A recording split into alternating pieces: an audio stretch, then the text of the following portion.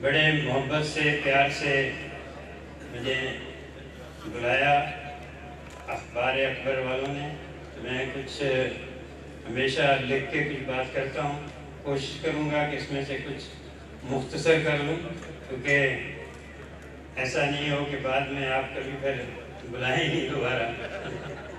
پہلے تو آپ سب کو یوم آزادی مبارک ہو۔ آج ہمیں آزاد اور خود مختار ہوئے 70 سال ہو گئے ہیں، الحمدللہ۔ آپ خوش قسمت ہیں، ان کھلی فضاؤں میں سانس لیتے ہیں جہاں خواجہ فرید کا درد گونجتا ہے، جہاں عشق کی بادشاہی ہے۔ میں بھی خوش قسمت ہوں کہ ایک رات اس وادی الفت میں گزار رہا ہوں۔ اپنی گفتگو کا آغاز خواجہ فرید کے کلام سے کرنا چاہوں گا۔ صبح صادق خان صاحبی مانے، پاس سہرے گانے گہنے، سہجوں پلوں سیج سہاتوں، بخت تخت کو جوڑ چھکاتوں، اپنے ملک کو آپ بساتوں، پٹ انگریزی تھانے۔ فیض ٹینڈے دے جگ وچ کسے، زالاں مرد گئے گن حصے، ننگر تگڑے بڑھڑے لسے، نڈے بال ایانے۔ رحیم یار خان صادق آباد میں سندھ کی خوشبو بھی ہے، پنجاب کی مہک بھی، آپ کے لہجے میں شاہ لطیف کے سر بھی ہیں، خواجہ فرید کی کافی بھی۔ آپ دائمی محبتوں کے امین ہیں۔ اب تو میں ایک بڑے شہر سے آیا ہوں جہاں قائد اعظم کی جائے ولادت بھی ہے اور مدفن بھی، جہاں 2.5 کروڑ سے زیادہ پاکستانی زندگی کی گاڑی کھینچ رہے ہیں، مگر میں نے بھی ایک چھوٹے سے شہر میں کھولی تھی۔ یہاں سے زیادہ دور نہیں ہوگا جھنگ ہی رانجھے کا، مگر اب اس کی شناخت لشکر جنگ بھی ہے۔ جنگ بھی عشق، شعر اور گیتوں کی سرزمین ہے۔ خواتین و حضرات، بڑے شہروں میں دل بہت چھوٹے ہو جاتے ہیں، لیکن چھوٹے شہروں میں دل ہمیشہ بڑے رہتے ہیں۔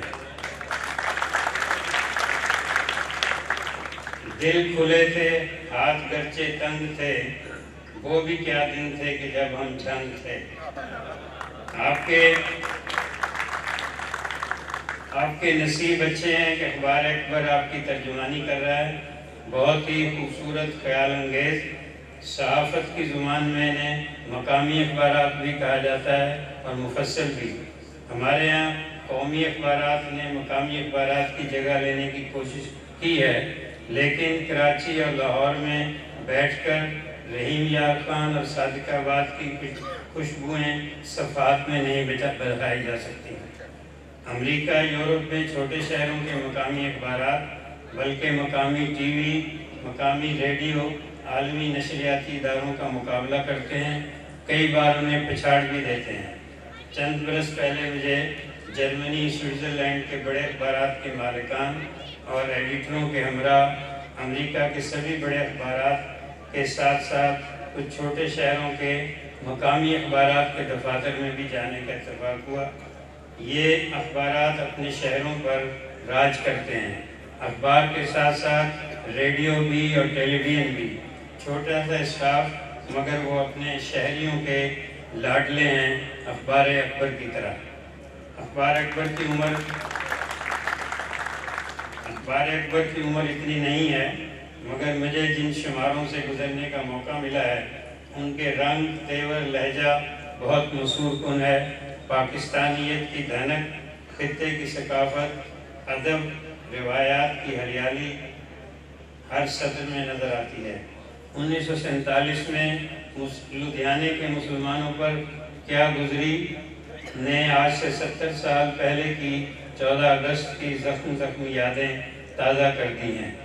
میں اخبار اکبر کی مدح سرائی اس لیے نہیں کر رہا کہ میں ان کا مہمان ہوں، سچ جانیے اس کی برکردانی سے مجھے اس خطے کے جغرافیے اور تاریخ کو سمجھنے میں مدد ملی ہے۔ سب سے حسین بات یہ کہ رویہ اور انداز مثبت ہے۔ بڑے میڈیا اور بالخصوص الیکٹرانک میڈیا کی پیروی کرتے ہوئے منفی امور نہیں اچھالے گئے۔ جن بزرگوں نے اپنی زندگی دوسروں کے لیے گزاری ہوتی ہے ان کو ہمیشہ یاد رکھا جاتا ہے۔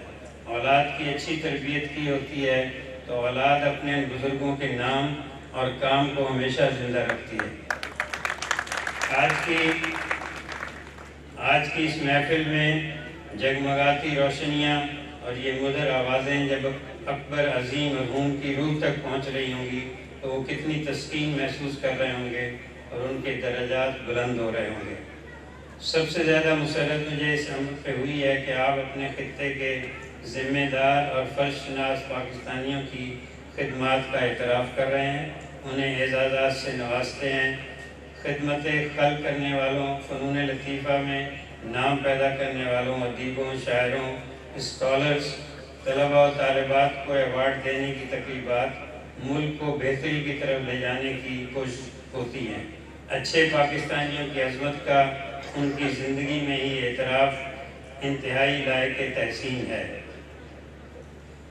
میں بھی 19 صدی سے زیادہ عرصہ جنگ گروپ سمیت بڑے میڈیا گروپوں میں اعلیٰ عہدوں پر خدمات انجام دینے کے بعد گزشتہ 3 سال سے اپنا ماہنامہ اطراف شائع کر رہا ہوں، اور مجھے یہاں احساس ہو رہا ہے کہ اطراف اور اخبار اکبر ہم عمر ہیں، ہماری بھی 30ویں سالگرہ ہوئی ہے۔ اس کے ذریعے سے ہم بھی یہ رسم ادا کر رہے ہیں کہ ملک بھر میں تعلیم اور صحت کے شعبوں میں مصروف تنظیموں کو اعتراف عظمت ایوارڈز اسلام آباد میں ایک تقریب میں دیے گئے، جن میں بلوچستان، گلگت، چترال، پنجاب، سندھ کی NGO شامل تھیں۔ سینٹ کے چیئرمین میاں رضا ربانی مہمان خصوصی تھے۔ اب ماہنامہ اطراف کی طرف سے نوجوانوں کو قومی زبان اردو کی طرف راغب کرنے کے لیے یونیورسٹیوں کے طلباء و طالبات میں مضمون نویسی کا مقابلہ منعقد کیا جا رہا ہے اور خطیر رقم انعام میں دی جا رہی ہے۔ ہماری خواہش ہے کہ اخبار اکبر بھی اس میں ہمارے ساتھ اشتراک کرے۔ رحیم یار خان اور صادق آباد سے ہماری یاد اللہ بہت پرانی ہے، جہاں ہمارے درویش منش چچا حمید الرحمان صاحب رہائش پذیر رہے ہیں۔ بچپن میں 1-2 بار آنا ہوا ہے۔ صادق آباد کا حوالہ انیس شاہ جیلانی رہے ہیں۔ کیا عظیم ہستی تھے، اردو سے، ادب سے اور خاص طور پر غالب سے ان کی شیخلی، ان کے خطوط کا شہرہ تو دنیا بھر میں ہے۔ ایک جنگل میں انہوں نے کتابوں کا نخلستان آباد کیا تھا۔ پیدا کہاں ہیں ایسے پراگندہ طبع لوگ، افسوس تو ان کو میر سے صحبت نہیں رہی۔ اور وہ ہستیاں الہی کس دیس بستیاں ہیں، اب جن کے دیکھنے کو آنکھیں ترستی ہیں۔ اخبارات، رسالوں اور کتابوں کے حوالے سے بشیر امانت علی اینڈ سنس کا نام لڑکپن سے سنتے آئے ہیں۔ یہ نیوز ایجنٹ انتہائی اہم فریضہ ادا کرتے ہیں۔ ہم لکھنے والوں کی انشاء پردازی، اخبار مالکان کی سرمایہ کاری، اخباری کارکنوں کی محنت بیکار ہو جائے اگر یہ تقسیم کار اپنے علاقوں میں اخبار اور رسالے، کتابیں تقسیم نہ کریں۔ اب ادبی دنیا میں رحیم یار خان کی وجہ شہرت جبار واصف ہیں، بہت ہی مختلف لہجہ، منفرد اسلوب اور مثبت انداز فکر۔ خواتین حضرات، میں اپنے آپ کو خوش قسمت خیال کر رہا ہوں کہ آپ جیسے صابر و شاکر سامعین ملے ہیں۔ بہت ہی تحمل اور سکون سے اس خاکسار کی باتیں بھی سن رہے ہیں، جو نہ کوئی وزیر ہے، نہ گورنر، اور نہ ہی کسی ٹی وی چینل کا اینکر پرسن۔ میں ایک پاکستانی ہونے پر فخر محسوس کرتا ہوں۔ پاکستان سے میری عمر 5 سال بڑی ہے۔ اسی اگست کے مہینے میں ہم امبالہ چھاؤنی سے ایک مال گاڑی کے کھلے ڈبے میں چلچلاتی دھوپ میں لاہور کی طرف آ رہے تھے، غلامی سے آزادی کی سمت، اندھیروں سے روشنی کی طرف۔ میرے والد، میرے بڑے بھائی بھی ساتھ تھے۔ میں اپنی ماں کی گود میں تھا۔ باہر سے سکھوں اور ہندو بلوائیوں کی آوازیں آ رہی تھیں۔ نہ جانے ہم جیسے کتنے قافلے پاکستان کی جنت کی طرف رواں دواں تھے۔ کتنے سکھوں کی کرپانوں کی نظر ہوئے۔ ہمارے خاندان کے زیادہ تر افراد پٹیالے اور راجپورہ میں شہید کر دیے گئے تھے۔ ہم اس لیے بچ گئے کہ ہم اتفاق سے امبالہ چھاؤنی میں تھے۔ شملہ معاہدے کے بعد 1974 میں ہفتہ روزہ اخبار جہاں کے لیے بھارت کی وزیر اعظم اندرا گاندھی سے انٹرویو کے لیے دہلی میں تھا۔ انٹرویو میں بھی کچھ دن باقی تھے تو اس وقت کے وزیر خارجہ سردار سورن سنگھ نے کہا تسی اپنے پنڈ ہو آؤ۔ ایک بڑی شیورلیٹ میں بھارتی وزارت خارجہ کے افسر کے ساتھ ہم روانہ ہوئے۔ راج پورہ کچھ یاد تھا، میں ڈرائیور کو بتاتا رہا، ریلوے پھاٹک، پیپل کا درخت، اور میں اپنے مکان کے سامنے تھا۔ سرکاری گاڑی اور افسر کو دیکھ کر اس مکان کے مکین سمجھے کہ ہم مکان واپس لینے آ گئے ہیں۔ مکان کو باہر سے دیکھا اور بس دیکھتا رہ گیا۔ دہلی واپسی بہت ہی غمگین، المناک، رات گئے تک آنکھیں نم رہیں۔ یہ کیفیت میں آپ کے سامنے بھی رکھوں گا۔ یہ ایک نظم اس وقت ہوئی تھی کہ وہی دیوار و در و بام، وہی پیڑ مگر، اپنے بچھڑے ہوئے چہروں کو کہاں سے لاؤں۔ وہی دیوار و در و بام، وہی پیڑ مگر، اپنے بچھڑے ہوئے چہروں کو کہاں سے لاؤں۔ ان کی مٹی ہے نہ خوشبو ہے نہ سایہ ہے کہیں، اپنے ٹوٹے ہوئے رشتوں کو کہاں سے لاؤں۔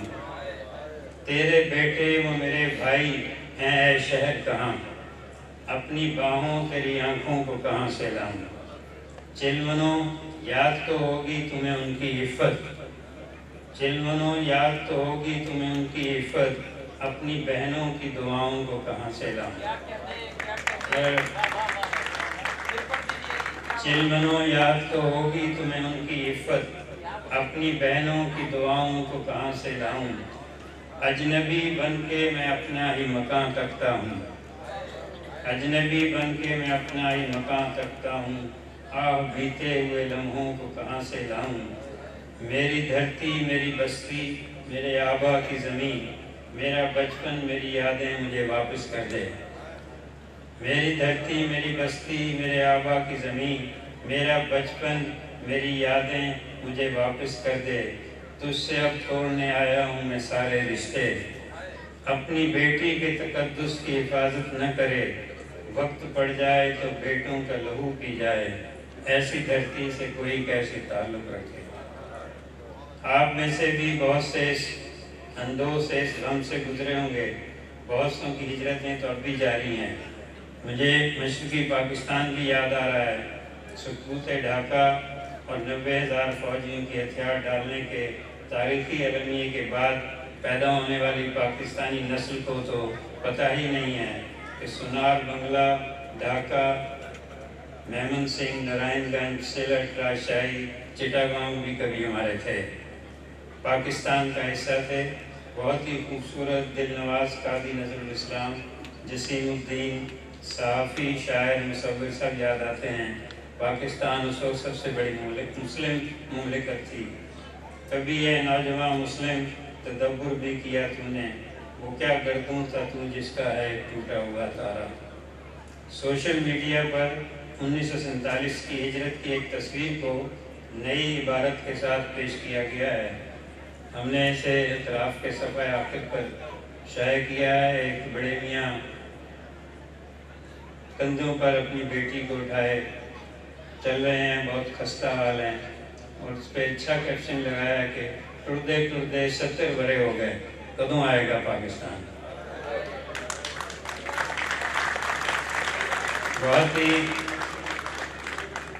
بہت ہی رلا دینے والی تصویر ہے۔ چند سطروں میں 70 سال کی داستان بیان کر دی گئی ہے۔ یہ المیے اور دکھ اپنی جگہ، مگر حقیقت یہ ہے کہ موجودہ پاکستان دنیا بھر کے اقتصادی ماہرین کی نظر میں انتہائی اہم جغرافیائی حیثیت رکھنے والا ملک ہے۔ انہی ماہرین کے مطابق ہمارے پاس سونے، تانبے، یورینیم، تیل، گیس کے بڑے ذخائر موجود ہیں، اور سب سے قیمتی خزانہ ہماری نوجوان آبادی ہے۔ پاکستان کی 60% آبادی 15 سے 30 برس کے درمیان کی ہے، توانا، صحت مند، جفاکش۔ یہ تعداد 7 سے 10 کروڑ کے درمیان بنتی ہے۔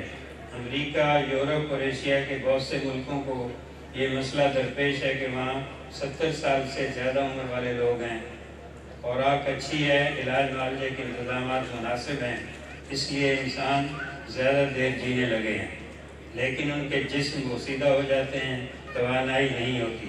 انہیں بھی تربیت یافتہ نوجوانوں کی ضرورت ہے۔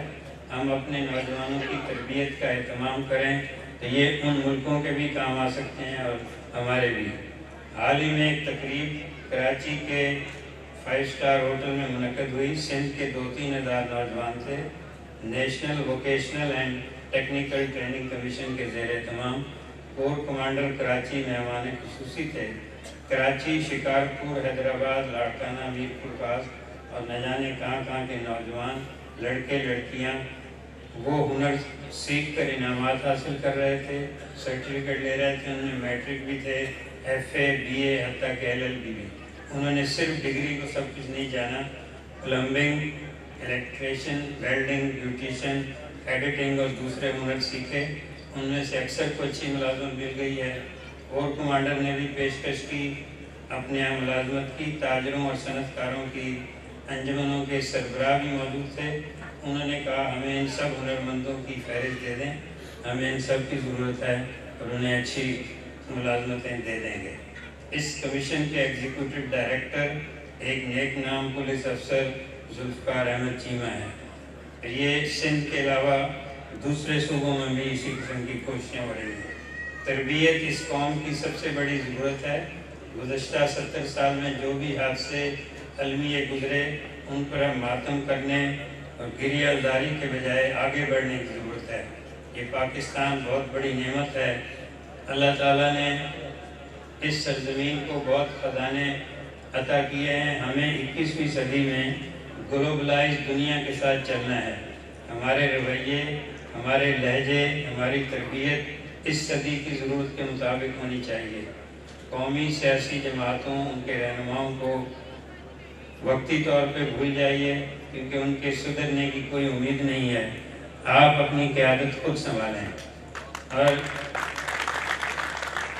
میں اپنے نوجوانوں سے یہ کہنا چاہوں گا کہ اے جوانان پاکستان، کبھی تم نے تدبر کیا کہ تم کون ہو، کیا کر سکتے ہو؟ کبھی تم نے سوچا کہ تم کتنی زرخیز مٹی ہو؟ کبھی جائزہ لیا کہ تمہاری حدت سے کتنی فصلیں پکیں اور انہیں کاٹ کر کون لے گیا؟ مجھ جیسے پاکستانی سیاست کے طالب علم گواہ ہیں کہ کس طرح قائدین تمہارے کندھوں پر سوار ہو کر صدارتی محلات، وزارت عظمیٰ کے ایوانوں میں داخل ہو گئے اور تم آہنی گیٹوں کے باہر اپنی تمناؤں، محرومیوں اور خوابوں کے ساتھ کھڑے رہ گئے۔ تم وطن کی بہار ہو، فصل گل ہو، مگر ایک دوسرے سے بٹے ہوئے ہو، دور دور ہو۔ قومی سیاسی پارٹیوں، ان کی مقبولیت، ہر دل عزیزی تمہارے دم سے ہوتی ہے۔ مذہبی جماعتوں کا دباؤ تمہاری حمایت سے بڑھتا ہے۔ علاقائی تنظیمیں اپنے پروگرام تمہارے بل بوتے پر پیش کرتی ہیں۔ لسانی تنظیموں کی زبان میں روانی تم سے آتی ہے۔ ان پارٹیوں، جماعتوں، تنظیموں کے سربراہ تو آپس میں ملتے رہتے ہیں، رشتہ داریاں بھی قائم کرتے ہیں، لیکن تمہیں کبھی آپس میں ملنے کا موقع نہیں دیتے۔ کبھی تم نے سوچا کہ تم نہ ہو تو ان سب کی سانس رک جائے، جو ہم نہ ہوں تو زمانے کی سانس رک جائے، قتیل وقت کے سینے میں ہم دھڑکتے ہیں۔ منزلیں بھی منتظر ہیں، ہدف بھی موجود ہیں، ماں کی آغوش بھی ہے، تمہیں شناخت دینے والی مملکت بھی ہے، تمہیں نام دینے والی زمین بھی ہے۔ دنیا میں تمہارے کتنے ہم عمر ہیں جو زمین کے لیے ترستے ہیں، جن کو وطن کی چھاؤں میسر نہیں ہے۔ تمہیں تو اللہ نے کتنے کھلے سرسبز میدان، میلوں میل بہتے دریا، برف پوش پہاڑ، سونا اگلتی زمینیں بخشی ہیں۔ سربراہوں، سرداروں کا کلچر بدلنے کی ضرورت ہے اور تم میں اس کی اہلیت ہے۔ تم یہ کر سکتے ہو۔ تمہاری آنکھوں میں یہ سپنے ہیں، تمہارے بازوؤں میں یہ بجلیاں ہیں۔ راہبر یہی رہیں، راہ دکھائیں ہم لوگ۔ راہبر یہی رہیں، راہ دکھائیں ہم لوگ۔ یہ تو معذور ہیں، یہ فرض نبھائیں ہم لوگ۔ اور جو ادھورا ہے اسے مل کے مکمل کر لیں۔ بیٹھے بیٹھے یوں باتیں نہ بنائیں ہم لوگ۔ یہ سنیے کہ یہ زمین خود تو جواہر نہیں اگلے گی کبھی۔